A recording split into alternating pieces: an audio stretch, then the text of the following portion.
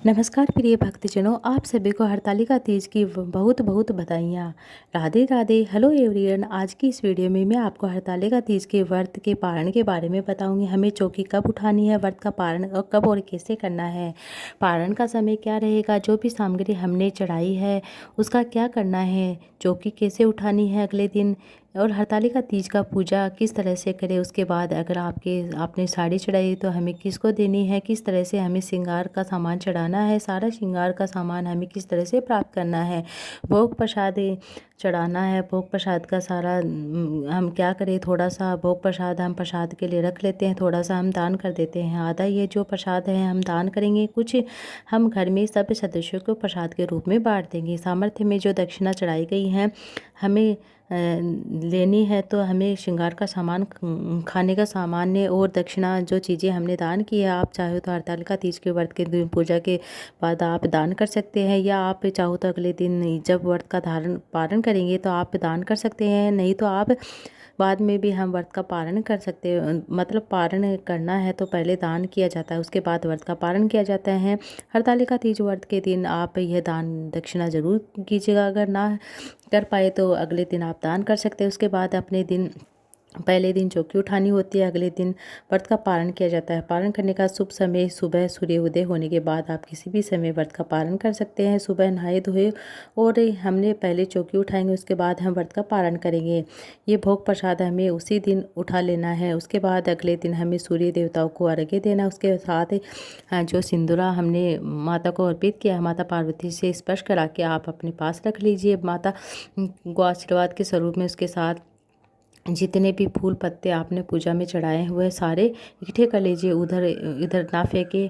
और आप जो पूजा में जो भी सामग्री आपने चढ़ाई एक पॉलीथिन में डाल दीजिए, किसी भी बर्तन में आपको इसको इकट्ठा कर लेना है। साथ ही जो कलश आपने स्थापित किया, कलश के ऊपर जो दिया रखा उसको पूजा में अब दोबारा यूज करेंगे तो इसे साफ करके दोबारा पूजा कर सकते हैं। साथ में ही हमने आम के पत्ते जो लगाए हैं, जो भी फूल पत्ते हमने पूजा में काम में लिए हैं उनके साथ अभी हम रखेंगे। उसके साथ ही हमें जो भी हमने मूर्ति ली है भगवान शिव शंकर माता पार्वती बालू का जो हमने बनाया है उनका हमें विसर्जन कर देना है। और अब हमने जैसे फुलेरा बांधा है तो हम क्या करेंगे, सबसे पहले फुलेरे को निकालेंगे। उसके बाद हम जो भी मूर्तियाँ हमने बालू रेत से पार्थिव शिवलिंग जो भी माता गौरा गणेश जी बनाए हैं उनका विसर्जन कर देना है।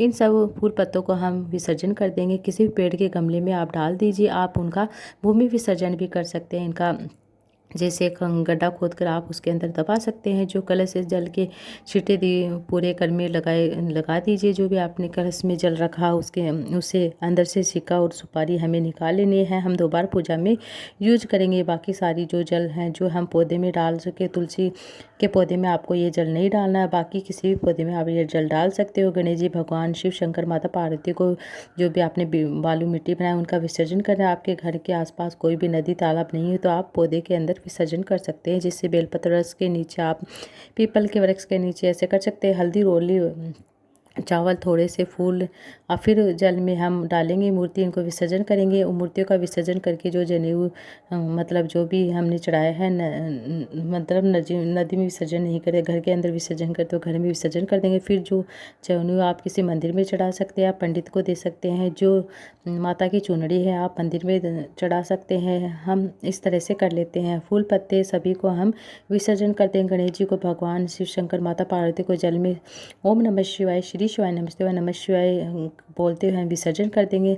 बहुत प्रेम पूर्वक ये विसर्जन करेंगे। विसर्जन करने के बाद थोड़ी सी मिट्टी की मूर्तियां हैं यह जल में घुल जाई है, बिल्कुल जल में घुल जाएगी तब हम इन पौधों में डाल देंगे। आप तुलसी के पौधे में नहीं डालिएगा, बाकी आप किसी भी पौधे में डाल सकते हैं। इस तरह से बहुत ही सरल तरीके से मिट्टी का जो आपने मूर्तियाँ बनाई हैं वे घुल जाएगी। 2-3 मिनट बाद में, 15-20 मिनट बाद में आप उन्हें कोई भी गमले में डाल सकते हैं। दोबारा से मिट्टी में मिल जाएगा, आप तो गमले में डाल दीजिए। इस तरह से आपको पूजा कर लेनी है, विसर्जन करें। इसके बाद आपको क्या करना, चौकी पर जो चावल हमने यूज में लिए हम जानवरों को डाल देंगे। आप इन दान भी कर सकते हैं। आप इन्हें चावल जरूर आपने जो चढ़ाए हुए है पक्षियों को डाल सकते हैं। किसी का एक वक्त का भोजन बन जाए तो आप दक्षिणा भी दे सकते हैं, दक्षिणा के रूप में भी दे सकते हैं। इसके बाद फिर आपको व्रत का पालन करना। व्रत का जब आप पालन करेंगे तो मीठा खाना है। पहले आपको पूरे हलवा कुछ भी नहीं खाना है। पहले आप जूस पीजिए, उसके बाद आप खा सकते हैं। उसके बाद आपको नमकीन खाना है, लेकिन पहले आपको शुद्ध सात्विक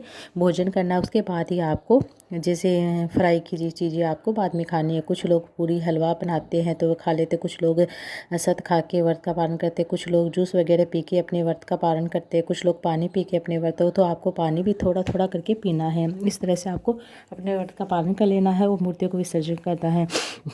और पूरी कोशिश करूँगी माता पार्वती भगवान शिव शंकर की कृपा आप सदैव सर्वदा बनी रहे। ओम नमः शिवाय, श्री शिवाय नमस्तुभ्यं, हर हर महादेव।